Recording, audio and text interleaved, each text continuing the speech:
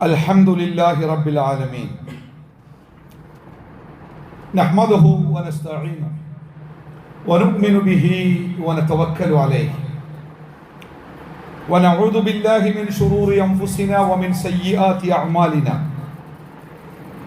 من يهده الله فلا مضل له ومن يضلل فلا هادي له أشهد أن لا إله إلا الله وحده لا شريك له أشهد أن محمدا عبده ورسوله أرسله بالهدى ودين الحق ليظهره على الدين كله ولو كره المشركون اللهم صل على محمد وعلى آل محمد كما صليت على إبراهيم وعلى آل إبراهيم إنك حميد مجيد اللهم بارك على محمد وعلى آل محمد كما باركت على إبراهيم وعلى آل إبراهيم إنك حميد مجيد أما بعد فإن خير الحديث كتاب الله وخير الهدي هدي محمد صلى الله عليه وسلم وشر الأمور محدثاتها وكل بدعة ضلالة وكل ضلالة في النار يا أيها الذين آمنوا اتقوا الله حق تقاته ولا تموتن إلا وأنتم مسلمون أعوذ بالله من الشيطان الرجيم بسم الله الرحمن الرحيم قل هل يستوي الذين يعلمون والذين لا يعلمون إنما يتذكر أولو الألباب ബഹുമാന്യരായ സത്യവിശ്വാസികളെ വിശ്വാസിനികളെ സർവശക്തനായ അള്ളാഹുവിൻ്റെ നിയമങ്ങളും നിർദ്ദേശങ്ങളും ജീവിതത്തിൻ്റെ എല്ലാ സമയങ്ങളിലും സന്ദർഭങ്ങളിലും സാഹചര്യങ്ങളിലും കൃത്യമായി കാത്തു സൂക്ഷിക്കണം എന്ന് ഓർമ്മപ്പെടുത്തുകയാണ്. അള്ളാഹു സുബ്ഹാനഹു വ തആല അവൻ്റെ സ്വർഗത്തിൻ്റെ അവകാശികളാകുന്ന മുത്തഖികളിൽ നമ്മെ ഏവരെയും ഉൾപ്പെടുത്തുമാറാവട്ടെ. ഒരു മനുഷ്യന്റെ ജീവിതത്തിലെ ഏറ്റവും വലിയ സ്വത്താണ് അവൻ്റെ മക്കൾ, സന്തതികൾ എന്നതാണ് നമ്മൾ കഴിഞ്ഞ ആഴ്ചയിൽ മനസ്സിലാക്കിയത്. ഈ ലോകത്തും അതിനുശേഷം പരലോകത്തും മനുഷ്യന് ഉപകരിക്കുന്ന അവൻ്റെ സമ്പത്താണ് അവൻ്റെ കുട്ടികൾ എന്നും ആ മക്കളെ ഒരു അമാനത്തായിട്ടാണ് അല്ലാഹു സുബ്ഹാനഹു വ തആല നമുക്ക് തന്നത് എന്നും ആ അമാനത്ത് ഭംഗിയായി നിർവഹിക്കൽ നമ്മുടെ ഓരോരുത്തരുടെയും ബാധ്യതയാണ് എന്നും ആ ബാധ്യതകൾ നിർവഹിച്ചിട്ടില്ലെങ്കിൽ നാളെ പരലോകത്ത് നമ്മൾ കുറ്റവാളികളായി തീരുമെന്നും നമ്മൾ മനസ്സിലാക്കുകയുണ്ടായി. മക്കളെ വളർത്തുക എന്നുള്ളത് ഒരു കാലത്ത് അതിൻ്റെ പ്രയാസം അനുഭവിച്ചത് സാമ്പത്തിക രംഗത്തായിരുന്നു. അവരുടെ ഭക്ഷണം, അവരുടെ വസ്ത്രം, അവരുടെ വിദ്യാഭ്യാസം, അവരുടെ ഭൗതികമായ സൗകര്യങ്ങൾ ഇതൊക്കെ നിർവഹിച്ചു കൊടുക്കാൻ വേണ്ടി മാതാപിതാക്കൾ വല്ലാതെ കഷ്ടപ്പെട്ട ഒരു പൂർവ്വകാലം ഒരുപക്ഷെ നമ്മുടെയൊക്കെ ഓർമ്മകളിൽ തങ്ങി നിൽക്കുന്നുണ്ടാവാം. മക്കളുടെ ജീവിത സുഖത്തിനു വേണ്ടി സ്വന്തം ജീവിതത്തെ ബലി കഴിച്ച, അധ്വാനത്തിന് വേണ്ടി വിദേശ രാജ്യങ്ങളിലൊക്കെ ജീവിതത്തിൻ്റെ നല്ല നാളുകളൊക്കെ ചെലവഴിച്ച് യുവത്വവും ആരോഗ്യവുമൊക്കെ അവിടങ്ങളിൽ ചെലവഴിച്ച് അവസാനം വാർദ്ധക്യത്തിൻ്റെ പടവുകൾ കയറുമ്പോൾ ഏറ്റാനാവാത്ത രോഗങ്ങളുമായി നാടുകളിലേക്ക് തിരിച്ചു വന്ന ഒരുപാട് രക്ഷകർത്താക്കൾ നമ്മുടെയൊക്കെ കൂട്ടത്തിൽ തന്നെ ഉണ്ടാവാം. അങ്ങനെ ഒരു കാലം മുമ്പുണ്ടായിരുന്നു. ഇന്ന് മക്കളെ വളർത്തിയെടുക്കുവാൻ സമ്പത്ത് ഒരു തടസ്സമായി നിൽക്കുന്ന കാലത്തല്ല നമ്മളൊക്കെ ഉള്ളത്. പട്ടിണി കിടക്കാതെ നമ്മുടെ കുട്ടികളെ വളർത്താനും അവർക്കാവശ്യമായ വിദ്യാഭ്യാസങ്ങളും ഭൗതിക സൗകര്യങ്ങളും ചെയ്തു കൊടുക്കാനും ഒക്കെയുള്ള സാമ്പത്തികമായ സാഹചര്യങ്ങൾ നമുക്കുണ്ട്. ഇല്ലാത്ത ആളുകളെ അതിന് സഹായിക്കാനുള്ള സംവിധാനങ്ങളും സാഹചര്യങ്ങളും ഒക്കെ നിലവിലുണ്ട്. പക്ഷേ ഈ കാലഘട്ടത്തിൽ നമ്മുടെ കുട്ടികൾക്ക് ഏറ്റവും കൂടുതൽ ആവശ്യമാകുന്നത് ധാർമ്മികമായ ഒരു പരിരക്ഷയാണ്. ഒരു തസ്കിയത്തിന്റെ, ഒരു തെർബിയത്തിന്റെ വല്ലാത്ത ആവശ്യം നമ്മുടെ കുട്ടികൾക്ക് നിലവിലുള്ള ഒരു കാലമാണ് ഇപ്പോഴുള്ളത്. ഭക്ഷണം, വസ്ത്രം, അവരുടെ ഭൗതികമായ ആവശ്യങ്ങൾ ഇതൊക്കെ നിർവഹിച്ചു കൊടുക്കുമ്പോൾ തന്നെ ഈ തെർബിയത്തും ഈ തസ്കിയത്തും ഒക്കെ നിർവഹിക്കാൻ മാതാപിതാക്കൾ മടി കാണിക്കുകയോ അല്ലെങ്കിൽ അവർക്ക് കഴിയുകയില്ല എന്ന് അവരൊക്കെ സ്വയം വിചാരിക്കുകയോ ചെയ്യുന്ന ഒരു കാലഘട്ടം. നമ്മളിപ്പോൾ എന്താ ചെയ്യുക? അവർക്ക് ഭക്ഷണം കൊടുക്കാറുണ്ട്, നല്ല ഭക്ഷണം കൊടുക്കാറ്, നല്ല വസ്ത്രം കൊടുക്കാറ്, 3000-ന്റെ 4000-ന്റെ ഒക്കെ ഷൂസും ചെരുപ്പൊക്കെയാണ് അവർക്ക് വാങ്ങിക്കൊടുക്കാറ്. അവരുടെ മൊബൈലൊക്കെ 1,00,000-ഓളൊക്കെ ഉണ്ട്. ഇത്രയൊക്കെ അല്ലാതെ എന്താ ഇപ്പം നമുക്ക് അവർക്ക് വേണ്ടി ചെയ്തു കൊടുക്കാൻ പറ്റുക? എന്നിട്ടും അവരിങ്ങനെയൊക്കെ ആയല്ലോ എന്ന് പരിതപിക്കുന്ന രക്ഷിതാക്കളാണ് നമ്മളിൽ പലരും. സത്യത്തിൽ ഇവിടെ നമ്മളൊരു എന്താ പറയാ, ഒരു ഒളിച്ചോട്ടം നടത്തുന്നുണ്ട്. തെർബിയത്ത് എന്ന് പറഞ്ഞാൽ, നമ്മുടെ കുട്ടിയെ വളർത്തുക എന്ന് പറഞ്ഞാൽ റബ്ബ എന്നാണ് ആ പദത്തിന്റെ ശരിക്കുള്ള അർത്ഥം. ഓരോ വസ്തുവിനും ആവശ്യമുള്ളത് ആവശ്യമുള്ളപ്പോൾ ആവശ്യാനുസരണം നടത്തി അതിനെ വളർത്തിക്കൊണ്ടുവരിക. നമ്മുടെ റബ്ബ് പടച്ച തമ്പുരാനാണ് നമ്മുടെ റബ്ബ് എന്ന് നമ്മൾ പറയുമ്പോൾ ആ റബ്ബിലൂടെ നമ്മൾ ഉദ്ദേശിക്കുന്നത് ആ ഒരു സംരക്ഷണമാണ്. നമ്മുടെ കുട്ടികളുടെ സംരക്ഷകനാണ് നമ്മൾ എന്ന്, രക്ഷിതാവാണ് നമ്മൾ എന്ന് നമ്മൾ വിശേഷിപ്പിക്കുമ്പോൾ ആ കുട്ടികൾക്ക് ആവശ്യമുള്ളതൊക്കെ ആവശ്യമുള്ള സമയത്ത് ആവശ്യാനുസരണം കൊടുക്കാൻ നമ്മൾ ബാധ്യസ്ഥരാണ്. കേവലം ഭക്ഷണമോ വസ്ത്രമോ ഭൗതിക സൗകര്യങ്ങളോ അല്ല ഇന്നത്തെ കാലത്ത് രക്ഷിതാക്കളിൽ നിന്ന് ആ കുട്ടികൾക്ക് ലഭിക്കേണ്ട ഏറ്റവും പ്രധാനപ്പെട്ട വസ്തുക്കൾ. അത് നമ്മൾ കൊടുത്തില്ലെങ്കിലും അത് കിട്ടാനും കൊടുക്കാനും എമ്പാടും സാഹചര്യം ലോകത്ത് ഇന്ന് നിലവിലുണ്ട്. പക്ഷേ രക്ഷിതാക്കളിൽ നിന്ന്, ഉമ്മയും ബാപ്പയുമാകുന്ന ആ രക്ഷിതാക്കളിൽ നിന്ന് ആ കുട്ടിക്ക് ലഭിക്കേണ്ട ഏറ്റവും പ്രധാനപ്പെട്ടത് എന്ന് പറയുന്നത് ഒരു ധാർമ്മികമായ പാഠങ്ങളും ധാർമ്മികമായ സംരക്ഷണവുമാണ്. നബി സല്ലല്ലാഹു അലൈഹി വസല്ലമ പഠിപ്പിച്ചു, മാ നഹല വാലിദു ലിവലദി, ഒരു രക്ഷിതാവിന് തന്റെ കുട്ടിക്ക് കൊടുക്കാനുള്ള ഏറ്റവും വില കൂടിയ സ്വത്ത്, സമ്മാനം എന്ന് പറയുന്നത് അദബുൽ ഹസനാണ്. അദബുൽ ഹസൻ, എങ്ങനെ ഒരു നല്ല മനുഷ്യനായിട്ട് ജീവിക്കാം ഈ ദുന്യാവിലും അതിനപ്പുറം നാളെ പരലോകത്തും പരാജയപ്പെടാത്ത ഒരു മനുഷ്യനായിട്ട് എങ്ങനെ നമ്മുടെ കുട്ടി മാറാം, എങ്ങനെ അവൻ വളരണം, ഇതാണ് ഏറ്റവും ആവശ്യമായ തർബിയത്ത്. ഈ തർബിയത്ത് കൊടുക്കാൻ പലപ്പോഴും രക്ഷിതാക്കൾ ഒരുങ്ങുന്നില്ല എന്ന് മാത്രമല്ല, അവർ വൈമനസ്യം കാണിക്കുന്നത് മാത്രമല്ല, പല രക്ഷിതാക്കളും വലിയ രൂപത്തിൽ മടി കാണിക്കുന്നുണ്ട്. നോക്കൂ, നബി സല്ലല്ലാഹു അലൈഹി വസല്ലം നമ്മളോട് പഠിപ്പിച്ചില്ലേ, നമ്മുടെ കുട്ടിക്ക് 7 വയസ്സാകുമ്പോൾ നിർബന്ധമായും അവനോട് നിസ്കരിക്കാൻ വേണ്ടി കൽപ്പിക്കണം. 10 വയസ്സായിട്ടും നമ്മുടെ കുട്ടി നിസ്കരിക്കുന്നില്ലെങ്കിൽ നമ്മൾ അവനെ ശിക്ഷിക്കണം. നോക്കൂ, 7 വയസ്സായ ഒരാൾക്ക് നിസ്കാരം നിർബന്ധമില്ല. നമസ്കാരം ഒരു വ്യക്തിക്ക് നിർബന്ധമാകുന്നത് അവന് പ്രായപൂർത്തിയാവണം, അവന് വകതിരിവുണ്ടാവണം. ആ സമയത്താണ് അവന് സത്യത്തിൽ നമസ്കാരമടക്കം ഇസ്ലാമിലെ ഏതൊരു കർമ്മവും നിർബന്ധമാകുന്നത്.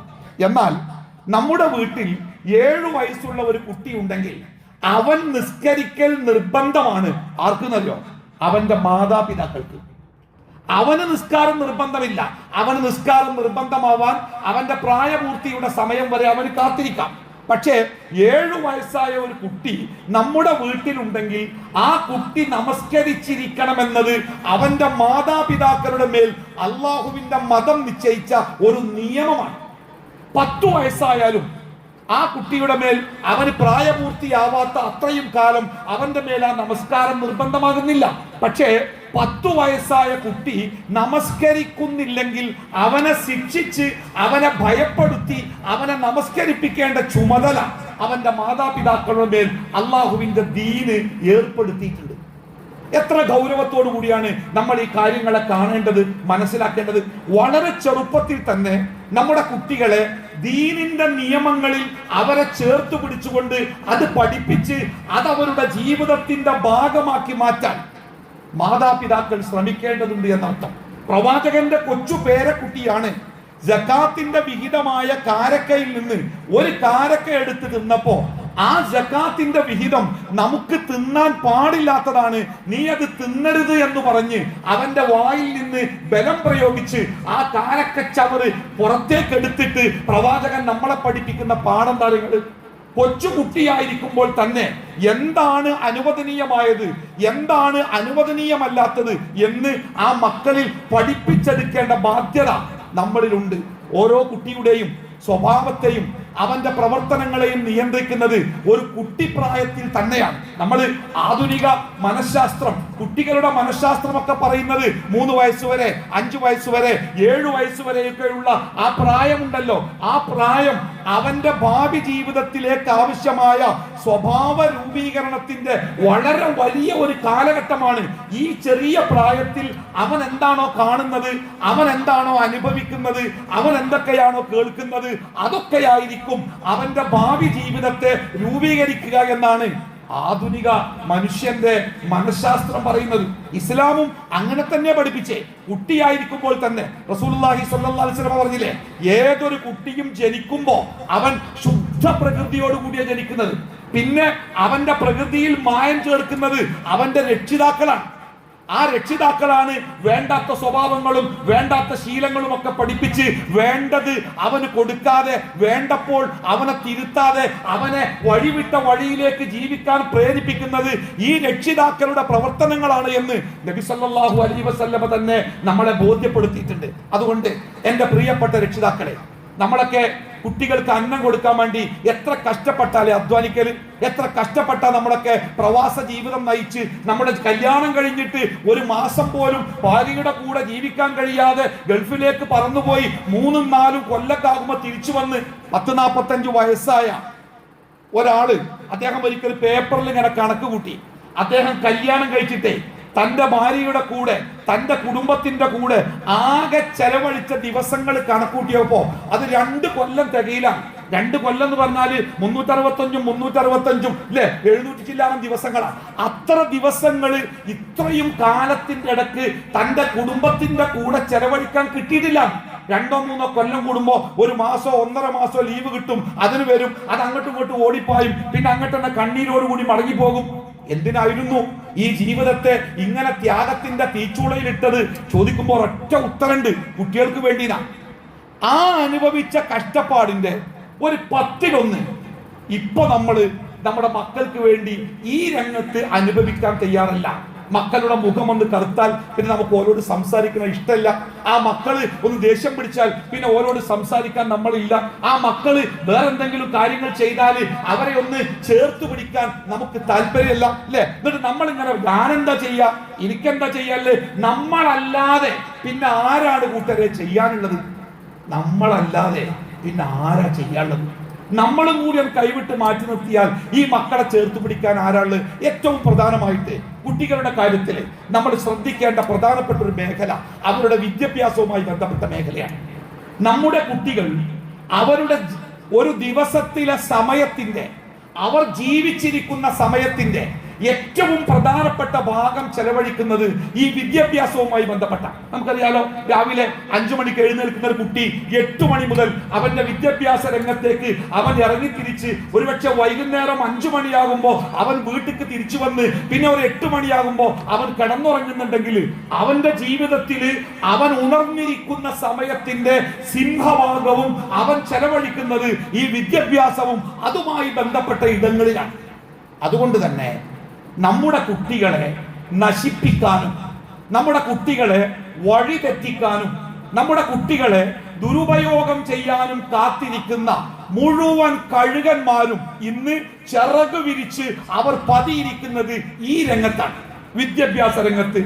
പുതിയ ആശയങ്ങൾ വിദ്യാഭ്യാസ രംഗത്ത് നടപ്പാക്കുന്നിടത്ത് തുടങ്ങി ആ വിദ്യാഭ്യാസ രംഗത്തേക്ക് വരുന്ന കുട്ടികൾക്ക് അവർക്കൊരിക്കലും കിട്ടാൻ പാടില്ലാത്ത സ്വാതന്ത്ര്യത്തിന്റെ വലിയ ലോകങ്ങൾ അവർക്കൊരുക്കി കൊടുത്ത് ആ സ്വാതന്ത്ര്യത്തിന്റെ ലോകത്ത് അവരെ ആകർഷിക്കുന്ന എല്ലാ വിഷവസ്തുക്കളും യഥേഷ്ടം ലഭിക്കുന്ന രൂപത്തിൽ അവർക്ക് മുമ്പിൽ ഒരുക്കി വെച്ച് അത് അരുതെന്ന് പറയാനോ വേണ്ട എന്ന് പറയാനോ ശ്രമിക്കുന്ന ഒരാളെപ്പോലും അതിന്റെ ഉള്ളിലേക്ക് പ്രവേശിപ്പിക്കാതെ നമ്മുടെ മക്കളെ മെരുക്കിയെടുക്കുന്ന ഒരു വല്ലാത്ത ഒരു സാഹചര്യം നമ്മുടെ വിദ്യാഭ്യാസ സ്ഥാപനങ്ങളിലും ക്യാമ്പസുകളെ കേന്ദ്രീകരിച്ചും നടക്കുന്നുണ്ട് എന്നുള്ളത് നമ്മൾ കാണാതെ പോകരുത്. അത് ഓരിഷ്ടം അവിടെ പഠിക്കാനത്രേ, ഓൾക്കിഷ്ടം അവിടെ പഠിക്കാനത്രേ, ഓരിഷ്ടം അങ്ങനെയാണെങ്കിൽ ഓര് പോയി പഠിച്ചോട്ടെ എന്ന് പറയുമ്പോ പക്വതയില്ലാത്ത കാലത്ത് കുട്ടികൾ തെരഞ്ഞെടുക്കുന്ന ഇഷ്ടങ്ങൾ, ആ ഇഷ്ടങ്ങൾക്ക് പിന്നിലെ അപകടങ്ങളെ കുറിച്ച് നമ്മൾ എന്താ ചിന്തിക്കാത്തത്? നമ്മൾ എന്താണത് കണ്ടുട്ടോ അങ്ങനെയൊക്കെ തന്നെയാണ്, ഇനി എന്താ ഇപ്പൊ നമ്മൾ ചെയ്യുക, അങ്ങനെയൊക്കെ തന്നെയാണ് എല്ലായിടത്തും, നമുക്ക് എന്താ ചെയ്യാനുള്ളത് എന്ന് പറഞ്ഞ് കൈ കഴുകി മാറി നിന്ന് നമ്മുടെ മക്കളുടെ നാശങ്ങൾ നോക്കിക്കാണാൻ വേണ്ടി വിധിക്കപ്പെട്ടവരാണോ നമ്മൾ? തീർച്ചയായിട്ടും അല്ല. ഒരു മുസ്ലിം എന്നുള്ള നിലക്ക് നമ്മുടെ ബാധ്യത അല്ലാഹു സുബ്ഹാനഹു വ തആല ഒരു അമാനത്തായി, ഒരു അനുഗ്രഹമായി, ജീവിതത്തിന്റെ സൗന്ദര്യമായി, അതോടൊപ്പം നമ്മളെ പരീക്ഷിക്കുവാനുള്ള ഒരു പരീക്ഷണമായി അള്ളാഹു നമുക്ക് തന്നതാണ് നമ്മുടെ മക്കൾ. അത് എപ്പോഴും നമ്മുടെ മനസ്സിലുണ്ടാവണം. ആ റബ്ബന്നെ പറഞ്ഞ് നിങ്ങളുടെ മക്കളിൽ നിങ്ങൾക്ക് ശത്രുക്കൾ ഉണ്ട് ട്ടോ, അതും കൂടി നിങ്ങൾ ശ്രദ്ധിക്കണം എന്നുകൂടി അള്ളാഹു തആല നമ്മളെ ബോധ്യപ്പെടുത്തിയിട്ടുണ്ട്. അതുകൊണ്ട് വിട്ടുവീഴ്ചയില്ലാതെ ചില കാര്യങ്ങൾക്ക് നമ്മൾ ഒരുങ്ങേണ്ടതുണ്ട്. ഒന്ന്, വളരെ ചെറുപ്പം മുതലേ നമ്മുടെ കുട്ടികളെ മതപരമായ ഒരു ചുറ്റുപാടിൽ വളർത്തിയെടുക്കാൻ ശ്രദ്ധിക്കുക. ചില ആളുകളൊക്കെ പറയാറുണ്ട് അതൊരു തരം അടിമത്തമാണ്, ചെറിയ പ്രായത്തിൽ തന്നെ മതത്തിന്റെ വേലിക്കെട്ടുകൾ അവരെ അടിച്ചേൽപ്പിച്ച് അവരെ ലോകത്തില് ആധുനികതയുടെ എതിരാളികളാക്കുകയാണ്. അതൊക്കെ വ്യാജമായ പ്രചരണങ്ങളാണ്. മതം പഠിച്ചു എന്നുള്ളത് കൊണ്ട് ഒരാളും ആധുനികതയുടെ എതിരാളിയാകുന്നില്ല. മതം ജീവിതത്തിൽ പുലർത്തി എന്നുള്ളത് കൊണ്ട് ഒരാളും ഈ ലോകത്തിലെ മനുഷ്യന്റെ ശത്രുവാകുന്നില്ല. അപ്പൊ അതൊക്കെ വ്യാജമായ പ്രചാരണങ്ങളാണ്. അതൊക്കെ മാറ്റിവെക്കുക. നമ്മൾ ചെറുപ്പകാലം മുതലേ നോക്കൂ, നിങ്ങൾ നബി സല്ലല്ലാഹു അലൈഹി വസല്ലമയുടെ കാലഘട്ടത്തിൽ ശേഷം ഖലീഫ ഉമറുൽ ഫാറൂഖിന്റെ ഭരണകാലത്ത് അദ്ദേഹത്തിന്റെ മുമ്പിൽ വന്ന് ഒരാള് തന്റെ മകൻ തന്നെ തീരെ സംരക്ഷിക്കുന്നില്ല, പരിഗണിക്കുന്നില്ല എന്നൊക്കെ പരാതി പറഞ്ഞപ്പോ ഖലീഫ ഉമർ ആ മനുഷ്യനോട് പറഞ്ഞ ഒരു വാക്കുണ്ട്, നിനക്ക് നിന്റെ മകനോട് ചില ബാധ്യതയൊക്കെ ഉണ്ട്, നിന്റെ മകന് നിന്നോട് ബാധ്യത ഉണ്ട്, നിന്നെ നോക്കണം, ഭക്ഷണം തരണം, രോഗിയാകുമ്പോ ചികിത്സിക്കണം, അതൊക്കെ മക്കളുടെ ബാധ്യത. പക്ഷേ അതിനു മുമ്പ് ഈ മാതാപിതാക്കൾക്ക്, പ്രത്യേകിച്ച് പിതാവിന് മക്കളോട് ചില ബാധ്യതയുണ്ട്. അതിലൊന്ന് എന്താ പറഞ്ഞാൽ നിങ്ങള് നല്ല തെക്കുവയുള്ള ഒരു ഉമ്മയെ നിന്റെ മകന് കൊടുക്കണം. അതായത് ആ മകളുടെ ഒന്നാമത്തെ പാഠശാല എന്ന് പറയുന്നത് അവരുടെ മാതാവാണ്. ആ മാതാവ് ഈമാനികമായ ഒരു അവസ്ഥയിൽ ജീവിക്കുന്നവരും ആ ഈമാൻ തന്റെ കുട്ടികൾക്ക് പറഞ്ഞു കൊടുക്കാൻ പറ്റുന്നവരുമായിരിക്കണം. അതിന് ബാപ്പയുടെ പിൻബലം ഉണ്ടാവണം. ബാപ്പ ഉമ്മ ഒരു കാര്യം, മോളെ തട്ടടാ, മദ്രസ പോകാൻ പാടില്ല, സ്കൂളിൽ പോകാൻ പാടില്ല എന്ന് ഉമ്മ പറയുമ്പോ ആ ഉമ്മക്ക് എതിര് നിൽക്കുന്നവനാകരുത് ബാപ്പ. ആ ഉമ്മ പഠിപ്പിക്കുന്ന പാഠങ്ങൾക്ക് തന്റെ പിൻബലം കൊണ്ട് ആ പാഠങ്ങൾക്ക് ശക്തി പകരണം. ബാപ്പയും ഉമ്മയും ഒരുമിച്ച് മക്കളുടെ കാര്യത്തിൽ ഒന്നായി നിൽക്കണം. രണ്ടാമത്തേത് ഉമർ ഫാറൂഖ് റളിയല്ലാഹു അൻഹു പറഞ്ഞത്, ആ മക്കളെ ഇസ്ലാമിന്റെ മര്യാദകൾ പഠിപ്പിച്ചു വളർത്തണം. എങ്ങനെ മനുഷ്യരോട് പെരുമാറണം, എങ്ങനെയാണ് ഓരോ കാര്യങ്ങളെയും നോക്കിക്കാണേണ്ടത്, എന്താണ് നിഷിദ്ധമായത്, എന്താണ് അനുവദനീയമായത്, അത് മക്കൾക്ക് ചെറുപ്പത്തിലേ അവർക്ക് മനസ്സിലാക്കി കൊടുക്കണം. നമ്മൾ പറഞ്ഞു കൊടുക്കാറില്ലേ, കൈമ ചളിയാല് അത് അഴുക്കാണ്, കഴുകിക്കളയണമെന്ന്. ഒരു ഭക്ഷണ സാധനം നിലത്ത് വീണാല് അതിൽ പൊടിയായിട്ടുണ്ട്, അത് തിന്നാൻ പാടില്ല എന്ന് നമ്മൾ പഠിപ്പിക്കാറില്ലേ? അതേപോലെ മതപരമായ കാര്യങ്ങളുടെയും ശരി തെറ്റുകൾ ആ മക്കൾക്ക് ചെറുപ്പത്തിലെ നമ്മൾ പറഞ്ഞ് പഠിപ്പിച്ച് മനസ്സിലാക്കി കൊടുക്കണം. അള്ളാഹുവിന്റെ കിതാബ് പഠിപ്പിക്കൽ മാതാപിതാക്കൾക്ക് മക്കളോടുള്ള പ്രധാനപ്പെട്ട ബാധ്യതയാണെന്ന് പറഞ്ഞേ. എത്ര രക്ഷിതാക്കളുണ്ട് ഒരായത്തെങ്കിലും അവനവന്റെ മക്കൾക്ക് പഠിപ്പിച്ചു കൊടുക്കാൻ താല്പര്യം കാണിച്ച എത്ര രക്ഷിതാക്കൾ നമ്മുടെ മുമ്പിലുണ്ട്? അതുകൊണ്ട് മക്കളോടുള്ള ബാധ്യതകളിൽ ഏറ്റവും പ്രധാനപ്പെട്ടത് ചെറുപ്പകാലത്തു തന്നെ മതത്തിൻ്റെതായ ഒരു ചുറ്റുപാട് ആ കുട്ടികൾക്ക് പഠിപ്പിച്ചു കൊടുത്ത് ആ ഒരു നല്ല മാതൃകയിൽ ആ മക്കളെ വളർത്തിയെടുക്കാൻ ശ്രദ്ധിക്കുക എന്നതാണ്. രണ്ടാമത്തേത്, അവർക്ക് വിദ്യാഭ്യാസം കൊടുക്കുമ്പോൾ നമ്മൾ ശ്രദ്ധിക്കേണ്ട പ്രധാനപ്പെട്ട ഒരു സംഗതി, വിദ്യാഭ്യാസം, അറിവ്, അത് രണ്ട് തരത്തിലുണ്ട്. ഒന്ന്, മനുഷ്യർക്ക് ഉപകരിക്കുന്ന അറിവ് എന്ന് പറഞ്ഞാൽ ഈ ലോകത്ത് സമാധാനപൂർവമായ ജീവിതം നയിക്കാനും അതിലൂടെ നാളെ പാരത്രിക ജീവിതത്തിൽ വിജയിക്കാനും സഹായിക്കുന്ന നല്ല അറിവ്. ആ അറിവ് ഒരറിവാണ്. രണ്ടാമത്തെ അറിവ് എന്താ? മനുഷ്യനെ ഈ ലോകത്ത് തന്നെ അവനെ നശിപ്പിച്ചു കളയുന്ന വേണ്ടാത്ത രീതികളും വേണ്ടാത്ത ശീലങ്ങളും വേണ്ടാത്ത അനുഭൂതികളും വേണ്ടാത്ത ആഭാസങ്ങളും ഒക്കെ അവന്റെ ജീവിതത്തിലേക്ക് കൊണ്ടുവന്ന് ഈ ലോകത്തും നാളെ പരലോകത്തും അവനെ നശിപ്പിച്ചു കളയുന്ന അറിവുണ്ട്. ഈ രണ്ട് അറിവും ഈ ലോകത്തുണ്ട്. ഈ അറിവുകളിൽ ഏതറിവാണ് നമ്മുടെ മക്കൾക്ക് കൂടുതൽ കിട്ടുന്നത്? നല്ല അറിവ് നമ്മുടെ കുട്ടികൾക്ക് പറഞ്ഞു കൊടുക്കാൻ വളരെ ചെറിയ സോഴ്സുകൾ മാത്രമേ ഉള്ളൂ. ഒന്ന് രക്ഷിതാക്കളാണ്, മറ്റൊന്ന് അവരുടെ മതപഠന കേന്ദ്രങ്ങളാണ്, മറ്റൊന്ന് അവരുടെ സംഘടനകളും സംവിധാനങ്ങളുമാണ്. ഇതിൽ നിന്ന് നമ്മുടെ കുട്ടികൾക്ക് കുറച്ചു മാത്രമേ കിട്ടുക. എന്നാൽ മറുഭാഗത്താവട്ടെ തിന്മകൾ അവർക്ക് പഠിപ്പിച്ചു കൊടുക്കാൻ എത്രങ്ങാനും സംവിധാനങ്ങളുണ്ട്. ഇറങ്ങൾ അവരുടെ വിരൽ തുമ്പിൽ തന്നെ അവർ ആഗ്രഹിക്കുന്ന തിന്മകൾ എങ്ങനെ ചെയ്യണം, എങ്ങനെ പ്രാവർത്തികമാക്കണം, ഏത് രൂപത്തിലൊക്കെ അനുഭൂതി കിട്ടും എന്നൊക്കെ പഠിപ്പിക്കുന്ന പാഠങ്ങളെ അവരുടെ വിരൽ തുമ്പിലുണ്ട്. ഒരാളും സഹായം കൂടാതെ, ഒരാളോടും ചോദിക്കാതെ അവർക്ക് സ്വന്തം പഠിക്കാൻ പറ്റും. പോരാ, അവരുടെ രാഷ്ട്രീയങ്ങൾ, അവരുടെ കല, അവരിലേക്ക് വന്നു ചേരുന്ന സാഹിത്യങ്ങൾ, സിനിമ, അങ്ങനെ ഒരുപാട് ഘടകങ്ങൾ നമ്മുടെ മക്കളെ തിന്മയിലേക്ക് സ്വാധീനിച്ചു കൊണ്ടുപോകുന്ന ഘടകങ്ങളാണ്. ആ ഘടകങ്ങളിലൂടെ അവർക്ക് കിട്ടിക്കൊണ്ടിരിക്കുന്ന തെറ്റുകൾ അത് തെറ്റുകളാണ് എന്ന് പറഞ്ഞു കൊടുക്കാൻ പോലും അവർക്ക് സംവിധാനമില്ല. നമ്മളൊക്കെ സാധാരണ അറിവിന്റെ ആധാരം നമ്മുടെ പാഠപുസ്തകങ്ങളാണ്. പക്ഷേ സങ്കടകരമെന്ന് പറയട്ടെ, നമ്മുടെ പാഠപുസ്തകങ്ങളിൽ ഒരു ക്ലാസ്സിലെ പാഠപുസ്തകത്തിൽ പോലും എന്താണ് ധർമ്മമെന്നോ എന്താണ് നന്മയെന്നോ എന്താണ് മാനവികത എന്നോ പഠിപ്പിക്കുന്നേ ഇല്ല. എല്ലാ പുസ്തകങ്ങളും പഠിപ്പിക്കുന്നത് എങ്ങനെ പെട്ടെന്ന് ജോലി നേടാം, എങ്ങനെ പെട്ടെന്ന് പണമുണ്ടാക്കാം, എങ്ങനെ സമ്പന്നനാവാം, അതിന്റെ പാഠങ്ങൾ പഠിപ്പിക്കുന്ന പാഠപുസ്തകങ്ങളായി നമ്മുടെ പാഠപുസ്തകങ്ങളൊക്കെ മാറി. അത് പഠിപ്പിക്കുന്ന അധ്യാപകർക്ക് ചില നന്മകളൊക്കെ കുട്ടികൾക്ക് പറഞ്ഞു കൊടുക്കണമെന്നുണ്ട്. പക്ഷേ അത് പറഞ്ഞു കൊടുത്താൽ ആ അധ്യാപകൻ നിയമവിരുദ്ധ പ്രവർത്തനം ചെയ്തതിന്റെ പേരിൽ ശിക്ഷിക്കപ്പെടുന്ന ഒരു കാലത്താണ് നമ്മളിപ്പോ ജീവിക്കുന്നത്. അധ്യാപകർക്ക് അവരുടെ വടിയൊന്ന് തിരിച്ചു കൊടുത്താൽ ഈ കുട്ടികൾ കുറെയൊക്കെ നന്നാവും എന്ന് സമൂഹത്തിന്റെ പല ഭാഗത്തു നിന്ന്, കോടതികളിൽ നിന്ന് പോലും പരാമർശങ്ങൾ ഉണ്ടാകുന്ന ഒരു കാലത്ത് പക്ഷെ അത് ആരെ തിരിച്ചു കൊടുക്കുക? പൂച്ചക്കാരും മണികെട്ടുമെന്ന ചോദ്യത്തിന് മറുപടി ഇല്ലാതെ ഇങ്ങനെ അന്തിച്ചു നിൽക്കുക മനുഷ്യന്മാർ. അതുകൊണ്ട് രക്ഷിതാക്കളെ, ഞാൻ ഇപ്പൊ സംസാരിക്കുന്നത് ഈ രക്ഷിതാക്കളോടാ, കുട്ടികളുടെ മാതാപിതാക്കളോടാ. നമ്മൾ ചെയ്യേണ്ട ബാധ്യതകളെ കുറിച്ചാണ് സംസാരിക്കണേ. രണ്ട്, നമ്മുടെ കുട്ടികൾക്ക് നമ്മൾ കൊടുക്കുന്ന വിദ്യാഭ്യാസത്തിൽ ധാർമ്മികതയുണ്ട് എന്ന് ഉറപ്പാക്കുക. ഉയർന്ന ശമ്പളവും ഉയർന്ന ജീവിത സാഹചര്യവും മാത്രം ലക്ഷ്യമാക്കുന്നതിന് പകരം അതിനപ്പുറം ഒരു നല്ല മുസ്ലിമായിട്ട് ജീവിക്കാൻ സാധിക്കുന്ന, ഒരു നല്ല മുസ്ലിമായിട്ട് നാളെ പരലോകത്ത് ഉയർത്തെഴുന്നേൽക്കാൻ സാധിക്കുന്ന ആ രൂപത്തിലുള്ള ഒരു വിദ്യാഭ്യാസം. കുട്ടികളൊക്കെ പലപ്പോഴും അവരെ സ്ഥാപനങ്ങളിലേക്ക് ക്ഷണിക്കുന്നത് രണ്ട് കാര്യങ്ങളാണ്. ഒന്ന്, അവരുടെ കൂട്ടുകാർ, നീ അവിടെ ചേർന്നട്ടോ, ഞാൻ അവിടെ പഠിക്കുന്നത്, അവിടെ ഉഷാറാണ് എന്ന് പറയുന്ന സുഹൃത്തുക്കൾ.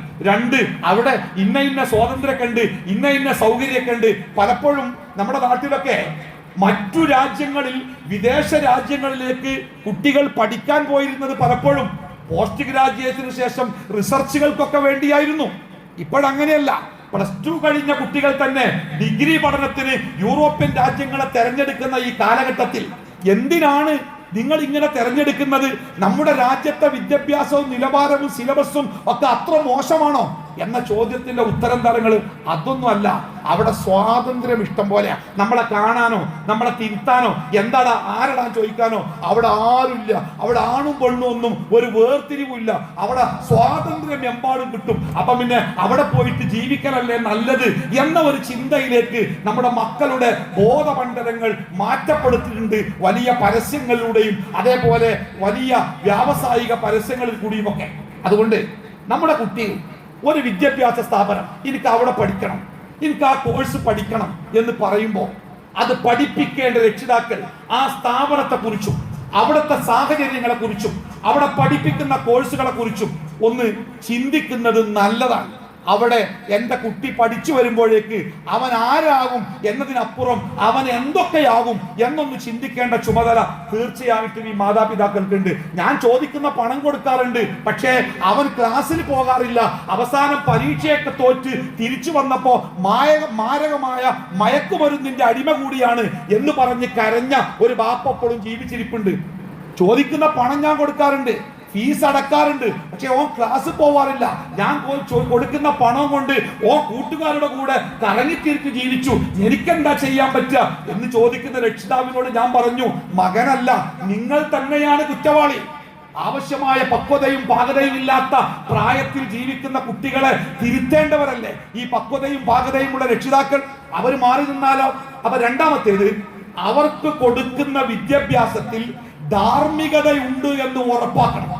മൂന്നാമത്തേത്, അവർ ജീവിക്കുന്ന സാഹചര്യം, അവരുടെ കൂട്ടുകെട്ട്, അവരുടെ താമസം, അവരുടെ ജീവിത രീതി, ഇത്തരം കാര്യങ്ങളെ കുറിച്ച് എനിക്ക് ഓർമ്മയുണ്ട്. ഒരു രക്ഷിതാവ് തന്റെ മകൻ പഠിക്കുന്ന കോളേജും അവിടുത്തെ പഠിക്കുന്ന ഹോസ്റ്റലും അവിടുത്തെ സാഹചര്യങ്ങളും അത് എങ്ങനെയാണ് എന്നറിയാൻ ആ മകൻ അറിയാതെ ആ നാട്ടിൽ പോയി റൂം എടുത്ത് താമസിച്ച് മകനെ നിരീക്ഷിച്ച് അവന്റെ ജീവിത സാഹചര്യം തൃപ്തനാണ് എന്ന് അത് തൃപ്തി രേഖപ്പെടുത്തിയ ഒരു രക്ഷിതാവ് അദ്ദേഹത്തിന്റെ അനുഭവം പറഞ്ഞത് എനിക്ക് ഓർമ്മയുണ്ട്. സത്യത്തിൽ അതൊക്കെ ഏറ്റവും അനിവാര്യമായ ഒരു കാലത്താണ് നമ്മൾ പള്ളി.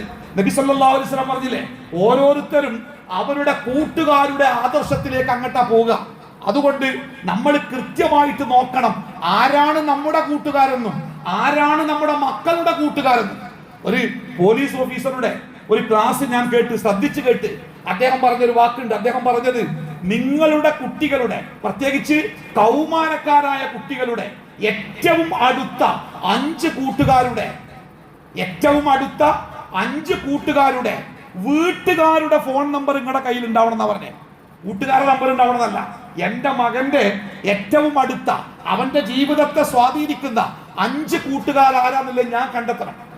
ആ 5 കൂട്ടുകാരുടെ, ആ വീട്ടുകാരുടെ, അവരുടെ സാഹചര്യങ്ങൾ എന്തൊക്കെയാണ്? നമ്മുടെ കുട്ടി പറയും, ഞാൻ നിന്ന കൂട്ടുകാരന്റെ വീട്ടിലേക്ക് പോകട്ടോ, ഞാൻ അവിടെ താമസിക്കും, ഞാൻ നാളെ വരുള്ളൂ എന്ന് പറഞ്ഞ് ആ വീട്ടിലേക്ക് പോകുമ്പോ ആ വീട്ടിൽ സംരക്ഷിക്കാനും നിരീക്ഷിക്കാനും ആളില്ലാതെ തള്ളിനും പുകവലിക്കും സാഹചര്യങ്ങളുള്ള ഒരു വീട്ടിലേക്കാണ് നമ്മുടെ കുട്ടി രാത്രി കിടന്നുറങ്ങാൻ പോയതെങ്കിൽ അത് എത്രത്തോളം അപകടകരമായിരിക്കും. നമ്മുടെ പെൺകുട്ടി പറയാണ്, ഇന്ന് ഞാൻ എൻ്റെ കൂട്ടുകാരുടെ വീട്ടിൽ താമസിക്കാട്ടോ, ഞങ്ങൾ വേറെ 2-3 കുട്ടികളുണ്ട്, ഞങ്ങൾ 2 ദിവസം താമസിച്ചു വരും എന്ന് പറഞ്ഞയക്കുമ്പോ നമ്മുടെ മോള് പോയി താമസിക്കുന്ന വീട് എത്രമാത്രം സുരക്ഷിതമായ വീടാണ്, ആ കുടുംബം എത്രമേൽ സുരക്ഷിതത്വമുള്ളതാണ് എന്ന് നമ്മൾ അന്വേഷിക്കണ്ടേ? തീർച്ചയായിട്ടും. അപ്പൊ നമ്മുടെ കുട്ടികൾ ജീവിക്കുന്ന ജീവിത സാഹചര്യങ്ങളെ കുറിച്ച് നമുക്ക് കൃത്യമായ ബോധ്യമുണ്ടായിരിക്കണം. നാലാമത്തേത്, അവർക്ക് മതപരമായ വിദ്യാഭ്യാസം നിർബന്ധമായിട്ടും നമ്മൾ കൊടുത്തിരിക്കണം. മതപരമായ വിദ്യാഭ്യാസം. ഒരു കാലത്ത് നമ്മുടെ സമൂഹം ഭൗതിക വിദ്യാഭ്യാസത്തിൽ നിന്ന് പറ്റേ മുഖം തിരിച്ച് വെറും കിതാബും പള്ളിയും ദർസുമായി കഴിഞ്ഞുകൂടിയിരുന്ന ഒരു കാലത്ത് ഒരു സമൂഹത്തിന്റെ പുരോഗതിക്ക് ഭൗതിക വിദ്യാഭ്യാസം നിർബന്ധമാണ് എന്ന് മനസ്സിലാക്കിയ നമ്മുടെ പ്രസ്ഥാനത്തിന്റെ പൂർവിക നേതാക്കളായ ആ പരിഷ്കർത്താക്കൾ സമൂഹത്തോട് പറഞ്ഞു, നിങ്ങൾ മതവിദ്യാഭ്യാസം കൂടി നേടണം, അതോടൊപ്പം ഭൗതിക വിദ്യാഭ്യാസം കൂടി നേടണം. പക്ഷേ ഇന്ന് നമ്മൾ ജീവിക്കുന്ന കാലഘട്ടമായപ്പോഴേക്ക് മതവിദ്യാഭ്യാസത്തിന് ഒട്ടകത്തിന് സ്ഥലം കൊടുത്ത പോലെ എന്ന് പണ്ടൊരു പേരുണ്ട് അല്ലേ? മരുഭൂമിയിൽ ഇങ്ങനെ ടെന്റ് കെട്ടി അതിന്റെ ഉള്ളിലിരിക്കുന്ന അറബി തന്റെ ഒട്ടകത്തെ പുറത്ത് കെട്ടി, അപ്പൊ ആ ഒട്ടകം ഇങ്ങനെ പതുക്കെ അതിന്റെ രാത്രിയിലെ തണുപ്പ് കൊണ്ട് അതിന്റെ തല മാത്രം പതുക്കെ ആ ടെന്റിന്റെ ഉള്ളിൽ കിട്ടപ്പോ ആ അറബി ആ തല വെക്കാൻ സ്ഥലം കൊടുത്തു. കുറച്ച് കഴിഞ്ഞപ്പോ അറബിക്ക് പാവം തോന്നി, കുറച്ചും കൂടി ഒട്ടകത്തിനെ ഉള്ളിൽ കയറ്റിയിരുത്തി. പിന്നെ പതുക്കെ ഒട്ടകം മുഴുവനും ടെന്റിന്റെ ഉള്ളിൽ കയറിയപ്പോ ഈ അറബി പുറത്തായ ഒരു കഥ ഉണ്ട് പണ്ടത്തെ പുസ്തകത്തിലൊക്കെ. അതുപോലെ മതവിദ്യാഭ്യാസം മാത്രം പോരാ, നിങ്ങൾ ഭൗതിക വിദ്യാഭ്യാസം കൂടി പഠിക്കണമെന്ന് പറഞ്ഞ് വിദ്യാഭ്യാസത്തിലേക്ക് ഭൗതികതയെ കൂടി കൊണ്ടുവന്നപ്പോ ഇപ്പൊ ഭൗതിക വിദ്യാഭ്യാസം കേറി മതവിദ്യാഭ്യാസം പഠിക്ക് പുറത്തായി. ആകപ്പാടെ മതവിദ്യാഭ്യാസം എന്ന് പറഞ്ഞ് കൊടുക്കാനുള്ളത് മദ്രസ വിദ്യാഭ്യാസം. ആ മദ്രസ വിദ്യാഭ്യാസത്തിന്റെ സാഹചര്യങ്ങൾ മോശമായി കിടക്കുക, ആ മദ്രസ വിദ്യാഭ്യാസത്തെ കൃത്യമായിട്ട് കൊണ്ടു നടക്കാൻ ആളില്ലാതെ ആവുക, അവിടെ പഠിക്കുവാൻ സമർത്ഥരായ കുട്ടികൾ മടി കാണിക്കുക, മാതാപിതാക്കൾ അതിന് താല്പര്യം കാണിക്കാതെ, മദ്രസയല്ലേ അത് എവിടെയും പഠിച്ചാൽ പോരെ, മതിയോ? നമ്മുടെ കുട്ടികളുടെ പരലോകത്തെ ദുന്യാവിൽപ്പങ്ങൾ നമ്മളെ കുട്ടിക്ക് ഒരു സിവിൽ സർവീസ് തന്നെ വാങ്ങിക്കൊടുത്താലും ഒരു 70-80 വയസ്സൊക്കെ അല്ലേ ഒരു ജീവിക്കുള്ളൂ പരമാവധി, അതിന്റെ അപ്പുറം ജീവിക്കൂലല്ലോ. എന്നാൽ ഒരിക്കലും മരിക്കാത്ത ലോകത്തിലേക്ക് നമ്മുടെ മക്കളെ ഒരുക്കിയെടുക്കുന്ന ഈ മതവിദ്യാഭ്യാസം അവർക്ക് കാര്യമായിട്ട് കൊടുക്കാൻ നമുക്ക് പറ്റുന്നില്ലല്ലോ. നോക്കൂ, ആ ഒരു കുട്ടിക്ക് നമ്മൾ മതവിദ്യാഭ്യാസം കൊടുക്കുവാൻ വേണ്ടി ശ്രമിക്കുമ്പോൾ ആ കുട്ടി ആ മതവിദ്യാഭ്യാസം പഠിക്കാൻ വേണ്ടി അവൻ തയ്യാറാകുമ്പോൾ അവന് കിട്ടുന്ന നേട്ടങ്ങൾ എന്തൊക്കെ നിങ്ങൾ മനസ്സിലാക്കിയിട്ടോ? മതവിദ്യാഭ്യാസം പഠിച്ചതിന്റെ പേരിൽ ഇവിടെ പണിയില്ലാതെ ജീവിതം വഴിമുട്ടി മറ്റുള്ളവന്റെ മുമ്പിൽ കൈ നീട്ടേണ്ട എത്ര ആൾക്കാർ നിങ്ങൾക്ക് പരിചയമുണ്ട് അല്ലേ? നോക്കൂ നിങ്ങൾ, റസൂലുള്ളാഹി സ്വല്ലല്ലാഹു അലൈഹി വസല്ലമയുടെ കാലശേഷം ആ പ്രവാചകന്റെ സഹാബത്തുമായി ബന്ധപ്പെട്ട ഒരു സംഭവം ഞാൻ പറയാം. ഒരു സ്വഹാബി പറയാൻ, കുൻതു ജാലിസൻ ഇൻദ അബീ ദർദാ. അബൂ ദർദാ റളിയല്ലാഹു അൻഹു മഹാനായ സ്വഹാബിയാണ്, പണ്ഡിതനാണ്. അദ്ദേഹത്തിന്റെ അടുത്തേക്ക് ഒരു മനുഷ്യൻ, ഈ സഹാബി പള്ളിയിൽ ഇരിക്കുക, ദമസ്കസിലെ പള്ളിയിൽ അബൂ ദർദാ റളിയല്ലാഹു അൻഹു ആളുകൾക്ക് ഇൽമു പറഞ്ഞു കൊടുക്കാൻ വേണ്ടി ഇരിക്കുമ്പോ ഫഅതാഹു റജുലുൻ, ഒരു മനുഷ്യൻ അദ്ദേഹത്തിന്റെ അടുത്ത് വന്നു. ഫഖാല, എന്നിട്ട് പറഞ്ഞു, യാ അബൂ ദർദാ അതൈതുക മിനൽ മദീന, മദീനത്തി റസൂലുള്ളാഹി സ്വല്ലല്ലാഹു അലൈഹി വസല്ലം, ഞാൻ നബി സല്ലല്ലാഹു അലൈഹി വസല്ലമയുടെ പട്ടണമായ മദീനയിൽ നിന്നാണ് വരുന്നത്. നോക്കി നിങ്ങൾ, അറിവിന്റെ കേന്ദ്രമായ മദീനയിൽ നിന്നാണ് ഇയാൾ പോന്നിരിക്കുന്നത് ദമസ്കസിലേക്ക്.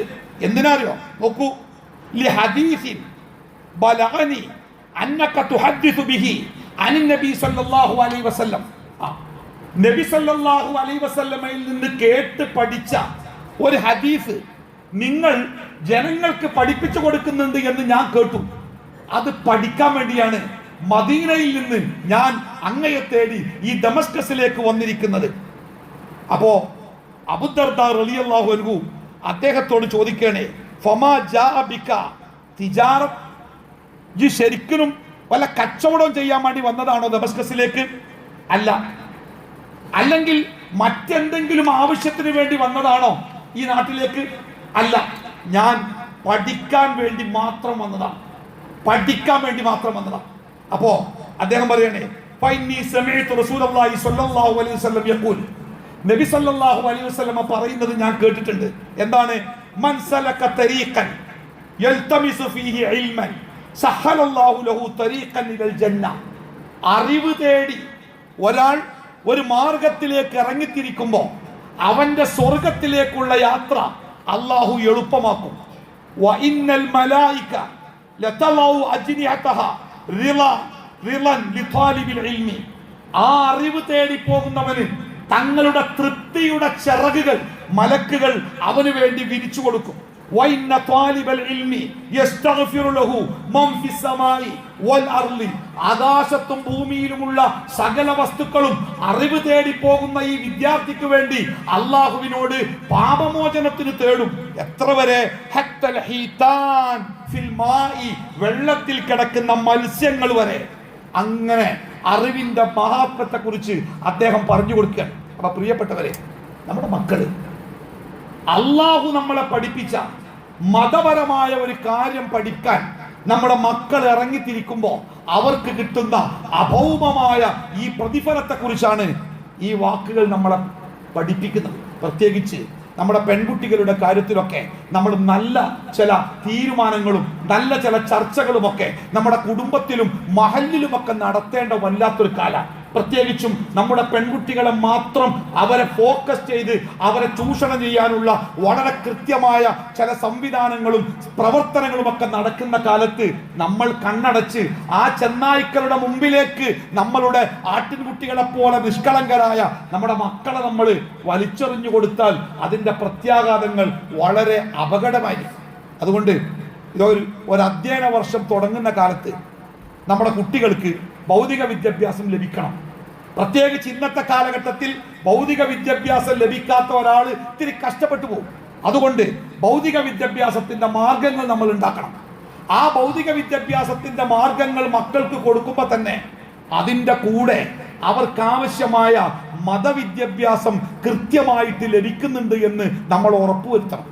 അതോടൊപ്പം തന്നെ അവരുടെ പഠനം ക്യാമ്പസുകൾ, ജീവിത സാഹചര്യങ്ങൾ, പുറം നാടുകളിൽ പോയി പഠിക്കുന്നവരാണെങ്കിൽ അവർ ജീവിക്കുന്ന ചുറ്റുപാടുകൾ, അവിടുത്തെ സാംസ്കാരികമായ സാഹചര്യങ്ങൾ, ഇതൊക്കെ നമ്മൾ അന്വേഷിച്ച് കൃത്യമായിട്ട് ബോധ്യപ്പെടണം. അവിടെ അപകടങ്ങൾ ഉണ്ടെങ്കിൽ നമ്മുടെ കുട്ടികളെ പറഞ്ഞ് മനസ്സിലാക്കണം. കേവലം മക്കളോടുള്ള സ്നേഹത്തിന്റെ പേരിൽ അവർ പറയുന്നിടത്തേക്ക് എന്നാ ഇയാൾ പോയിക്കോ എന്ന് പറഞ്ഞ് കെട്ടഴിച്ചു വിട്ടാൽ പിന്നീടുണ്ടാകുന്ന ദുരന്തങ്ങൾക്ക് നമ്മൾ തന്നെയായിരിക്കും കാരണക്കാർ. അതുകൊണ്ട് ചില സമയത്തൊക്കെ നോ പറയാനുള്ള കഴിവ് നമുക്ക് ഉണ്ടാവണം. അത് വേണ്ട, അത് തെറ്റാണ്, അത് പാടില്ല എന്ന് പറയാനുള്ള കപ്പാസിറ്റി മാതാപിതാക്കളുടെ ഭാഗത്ത് നിന്ന് നഷ്ടപ്പെട്ടു പോയാൽ നമ്മുടെ കുട്ടികൾ പാവാം, നല്ല മക്കളാ, നിഷ്കളങ്കരാ. പക്ഷേ അവരെ പിഴപ്പിക്കാൻ വേണ്ടി ഇരിക്കുന്നവരുണ്ടല്ലോ, മഹാതന്ത്രശാലികളാണ്, കഴുകന്മാരാണ് അവര്, ചെന്നായ്ക്കളാണ്. അവരുടെ കയ്യിലില്ലാത്ത തന്ത്രങ്ങളില്ല. നമ്മുടെ മക്കളുടെ മസ്തിഷ്കത്തെ സ്വാധീനിക്കാൻ ആവശ്യമായ സകല മരുന്നുകളും അവരുടെ കയ്യിലുണ്ട്. അതുപോയിട്ട് അവരിങ്ങനെ കാത്തിരിക്കുമ്പോൾ ഇപ്പുറത്ത് നമ്മുടെ മക്കളെ ചേർത്ത് പിടിക്കാൻ നമ്മൾ കൂടി തയ്യാറാവാതെ വന്നാൽ അതുകൊണ്ടുണ്ടാകുന്ന വലിയ ദുരന്തം അടുത്ത തലമുറ അനുഭവിക്കേണ്ടി വരും. നമ്മളതിന് സാക്ഷികളാകേണ്ടി വരും. അള്ളാഹുവിന്റെ മുമ്പിൽ അതിന്റെ ഉത്തരവാദിത്തം ഏറ്റെടുത്ത് കുറ്റവാളികളായി ശിക്ഷിക്കപ്പെടുന്നവരായി നമ്മൾ മാറും എന്ന ഓർമ്മ എല്ലാവരുടെ മനസ്സിലുണ്ടാവട്ടെ. അതുകൊണ്ട് നമ്മുടെ 10ാം ക്ലാസ് ഒക്കെ കഴിഞ്ഞ കുട്ടി ഒരു +1 അഡ്മിഷൻ തേടുമ്പോൾ, അതേപോലെ +2 ഒക്കെ കഴിഞ്ഞ കുട്ടികൾ ഡിഗ്രി തലത്തിലേക്ക് അഡ്മിഷൻ തേടുമ്പോൾ, ഡിഗ്രി ഒക്കെ കഴിഞ്ഞ കുട്ടികൾ ഉപരിപഠനത്തിന്റെ വഴി തേടുമ്പോൾ, വിദേശ പഠനത്തെക്കുറിച്ച് ചിന്തിക്കുമ്പോൾ, മറ്റു സംസ്ഥാനങ്ങളിലെ പഠനങ്ങളെ അവർ ആശ്രയിക്കേണ്ടി വരുമ്പോഴൊക്കെ നമ്മൾ വെറും കാഴ്ചക്കാരാവാതെ, വെറും പണം കൊടുക്കുന്ന ATMകളാവാതെ ഉത്തരവാദിത്തമുള്ള രക്ഷിതാക്കളാവണം എന്ന് ഓർമ്മപ്പെടുത്താൻ ശ്രമിക്കുകയാണ്. അല്ലാഹു തആല നമ്മളെ എല്ലാവരെയും അനുഗ്രഹിക്കുമാറാവട്ടെ.